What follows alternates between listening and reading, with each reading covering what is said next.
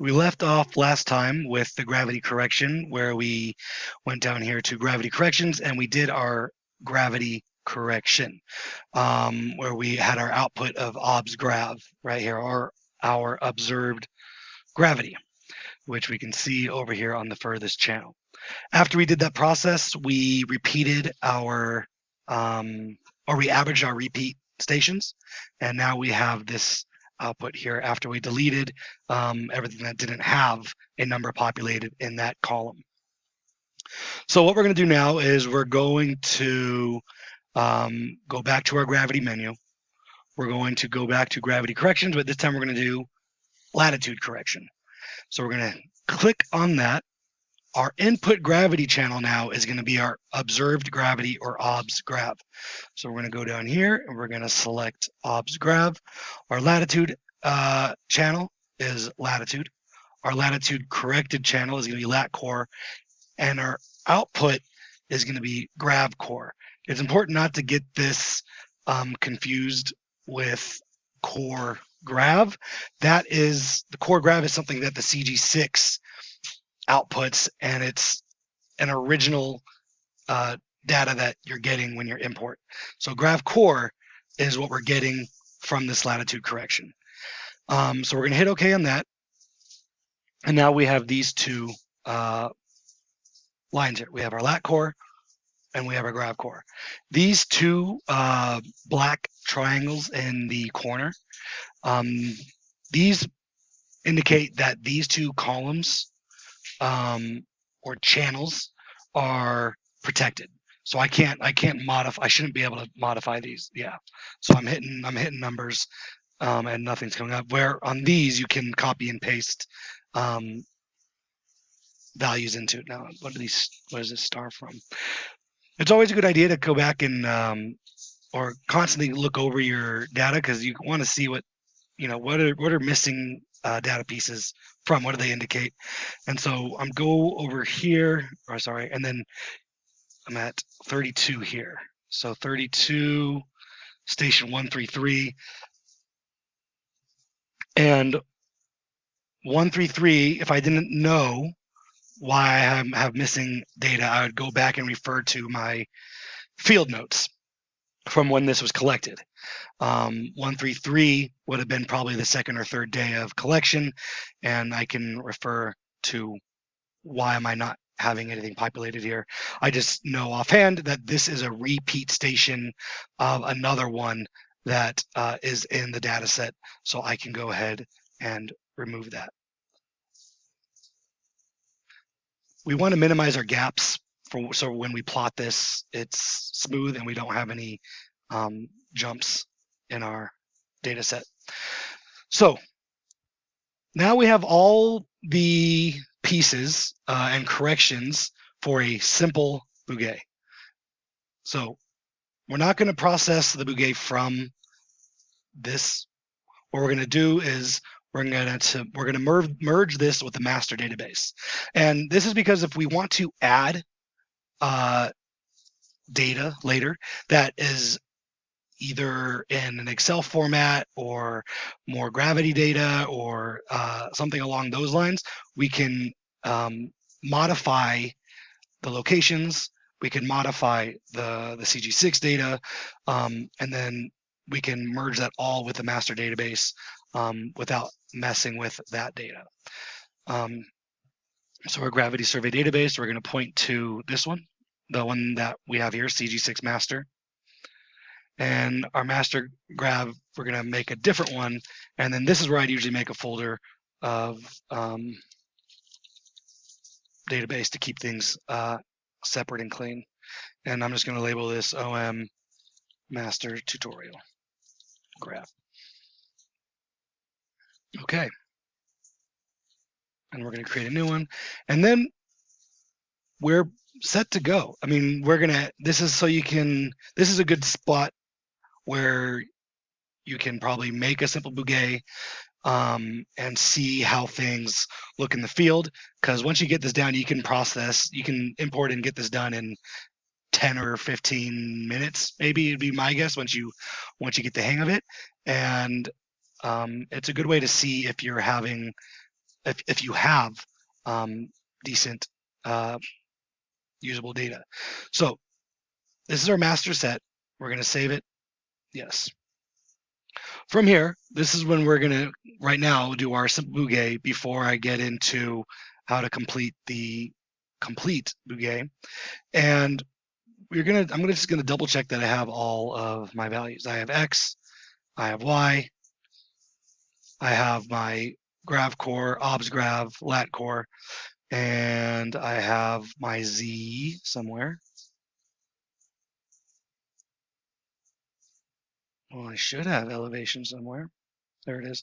Oh, okay, so it's not populated. So that's a quick fix. Coordinates, set current X, Y. Now we go back to elevation. Okay, now we have our Z. Save again. In order to perform a bouquet, in this case, we're just going to do a simple bouquet starting out. We're going to go back to our gravity menu. We're going to go to free air bouquet anomaly, and we're going to populate our list here. So our corrected gravity channel is not the core grav. Remember, it's grav core, the one that we just populated. Then the terrain correction, we're not going to use that right now. The terrain correction is what we'll use for the complete bouquet. And the difference between the difference between a simple bouquet and a complete bouquet is the inclusion of the terrain correction. If you weren't at elevation, or if you were at somewhere that was at sea level and not huge variations in topography, you could probably get away with just using a simple bouquet, which only uses the free air, your tide, your drift, and your obs grav, and you probably get a fairly accurate model. Since Reno does not have a simple topography or a simple geology for that matter, we will need to do a terrain correction and do a complete bouquet, but I'll get to that in another video so these don't expand out to too long of lengths. But for right now, we're going to do grav core. We're going to keep our terrain correction. Well, we don't really have a terrain correction right now, but we're going to do a 2.67. Our elevation channel is elevation. These automatically populate. You don't have to change those. You don't have to do the bollard right now. That reduces our infinite slab to a finite slab, and it maintains like the original thickness that we want, given our elevation channel. I'm not completely sure on it, other than that I know that it reduces our infinite slab to some finite spherical slab, so to speak. We're only going to do a single bouquet. We're going to keep our earth density at 2.67. We're going to use our water density as 1 and ice's density is 0.92. Okay. I don't even know why the terrain correction is populating, so we'll see how this goes. Hold on. Okay. And then we use that, and we should come up here with our bouquet correction. Whoops, our bouquet. And these numbers, since I've ran this process a few times, look very similar, if not the exact same, as when I've ran it before with the same numbers. So I am confident that this here is at least somewhat accurate to what Oasis should be outputting for our inputs. So that's a simple bouquet. Now that we have all these numbers, it's definitely hard to visualize or think about what this means.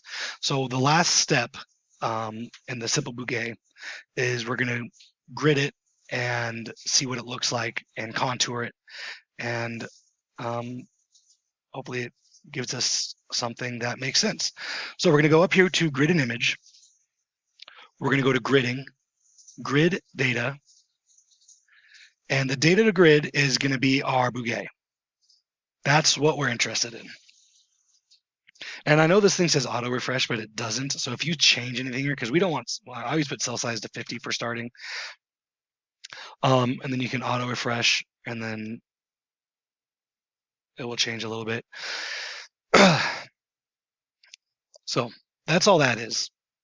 Bouquet here is going to auto populate the output grid with the name. And I changed the cell size to 50, but you can mess around with that and see what works better. And we're going to hit OK, and it's going to output a nice, oh, where'd it go? It closed. Let's run it again, and it's going to output a grid data. So I don't know why it closed on me like that, but here we go. Okay, here it is again, and that looks reasonable. That looks like what I remember it looking at. We have a gravity low here, gravity high, grav high, grav high. And later we're going to add in Louis and Abbott's data, which transects a lot of these gaps, and you'll get a more complete map. But for this tutorial, we just need to learn how to get the map to where we want it and manipulate it, and make it look nice. So this isn't a GRD file, so in order to actually add symbology to it and contour lines, it's going to switch to an MAP file. And so we're going to go to Map Tools.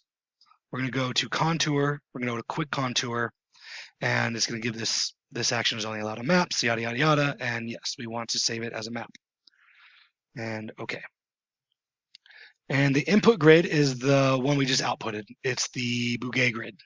And that's going to, it's going to use that data to map the contours of this line, which you can see with the colors here, but this just makes it with a better contrast.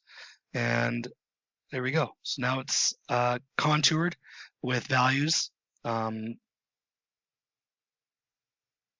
then from there, you're going to go back up to Map Tools, Symbols, Location Plot, and this is going to put the grav stations, or where we collected the gravity of the gravimeter, onto the map. And so that way we can see how well the anomalies are constrained.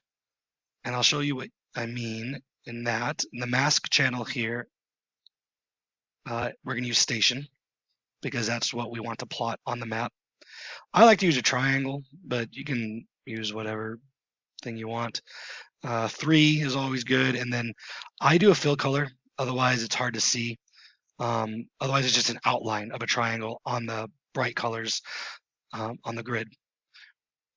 And OK.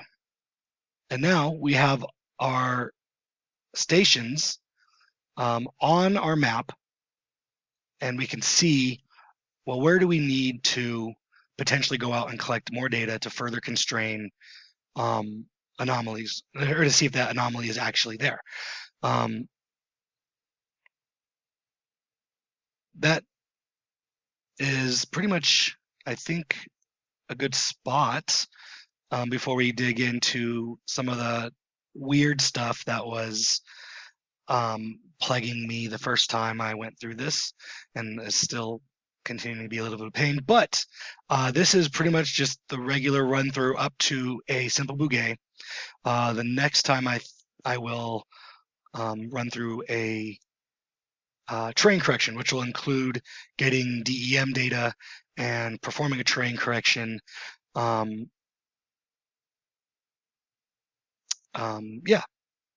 Okay, I think that's good.